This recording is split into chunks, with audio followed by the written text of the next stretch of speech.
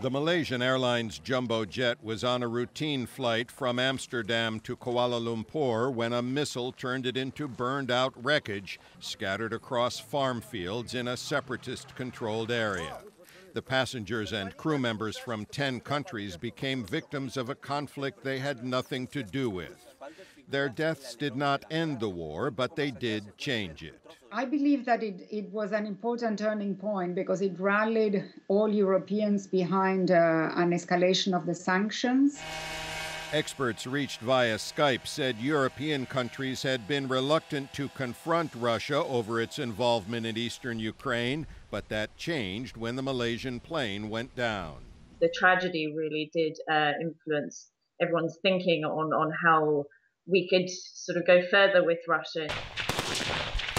The sanctions and diplomacy that grew out of the tragedy also did not end the conflict, but they may have helped prevent a further escalation.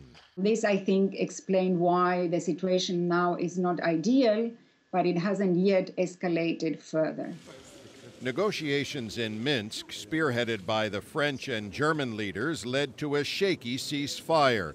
But Western and Ukrainian officials say Russia continues to supply and train the rebels. You're seeing now that Russia itself may not know actually how to get out of this situation.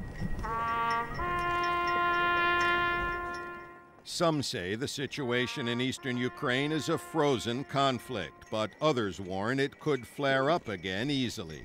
If there is another accident of any sort involving civilians on either side, of the kind we saw with the Boeing, then we might see a significant escalation and a significant change.